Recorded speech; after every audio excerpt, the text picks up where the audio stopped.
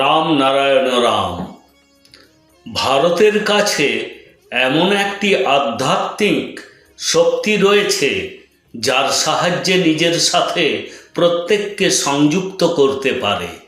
তবে তার জন্য আগে নিজেকে চেনা খুবই প্রয়োজন। আপনার বিবেকের কথা, অন্তরাত্মার কথা শুনতে হবে। আমরা সবাই 5টি উপাদান দিয়ে তৈরি। আমাদের সকলেরই একই হৃদয় এবং মন আছে। তবে এটি আমাদের উপর নির্ভর করে যে আমরা আমাদের মনকে ইতিবাচক রাখব নাকি নেতিবাচক রাখব। আমরা একে অপরের ভালো করব নাকি খারাপ করব।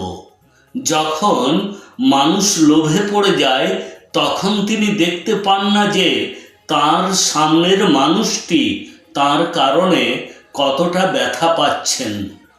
আমাদের এ জাতীয় মানসিকতা এড়ানো উচিত এবং প্রকৃতির মতো প্রত্যেকেরই এটি বোঝা উচিত।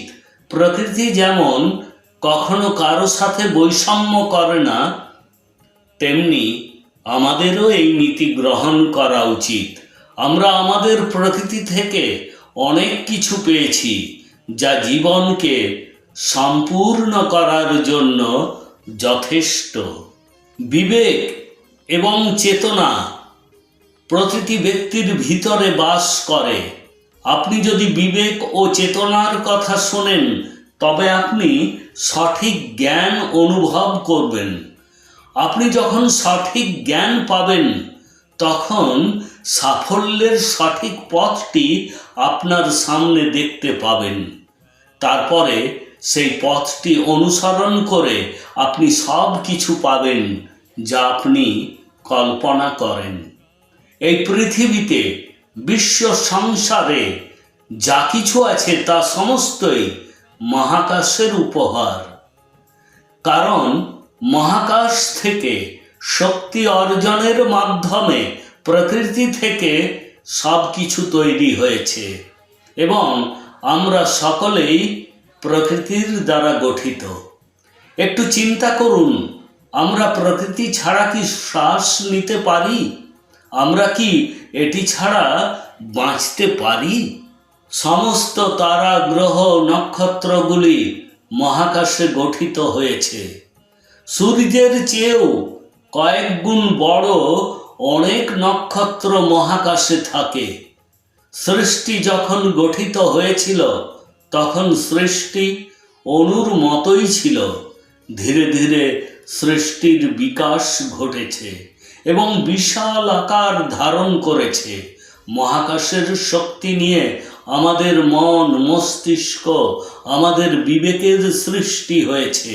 এই বিবেক এবং চেতনা জীবন যাপনের সঠিক পথ দেখায়। যদি আমরা ভুল কাজ করি তবে আমাদের বিবেক আমাদেরকে সময়ে সময়ে সতর্ক করে। আমাদের মন এবং বিবেক কেবল আমাদেরকে সঠিক এবং ভুলের মধ্যে পার্থক্য জানায় না, আমাদের সম্পূর্ণ বিকাশেও সহায়তা করে।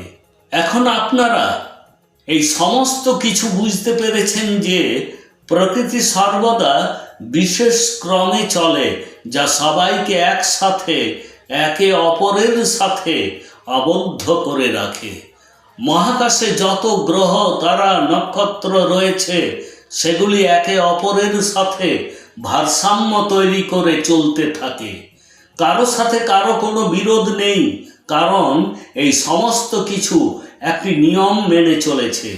মহাকাশে কারো সাথে কোনো বৈষম্য নেই, বিদ্বেষের কোনো অনুভূতি নেই। তাহলে কেন পৃথিবীতে নিজেদের মধ্যে ঘৃণা, বিদ্বেষ এবং হিংসা রয়েছে? কেন মানুষ নিজেদের মধ্যে কখনো কখনো ধর্মের নামে, কখনো কখনো বর্ণের নামে বৈষম্যমূলক আচরণ করে?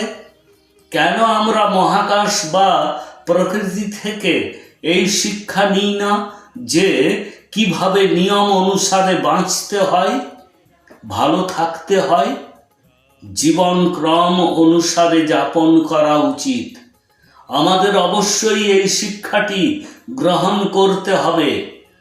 কারণ আমরা মহাকাশ, মহাশূন্য এবং প্রকৃতি থেকে সমস্ত কিছু পেয়েছি। এটি সর্বশ্রেষ্ঠ, এর চেয়ে বড় আর কিছুই নেই। আপনিও যদি একটি নিয়মের মধ্যে জীবন যাপন করতে চান, তবে আপনাকে রামনারায়ণ রাম নামের সাথে সংযোগ স্থাপন করতে হবে। এটি সেই বীজমন্ত্র যা আপনার জীবনে সার্থক পরিবর্তন নিয়ে আসে।